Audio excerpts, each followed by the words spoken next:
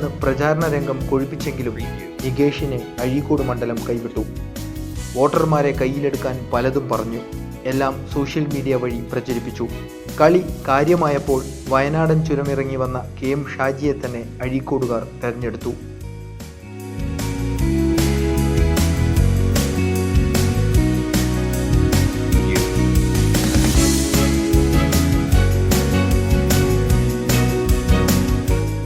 കിണറ്റിലിറങ്ങി വെള്ളം കോരിയതോടെ വൈകിട്ട് വരെ വെള്ളം കോരി കുടമുടച്ച പോലെയായി നികേഷിന്.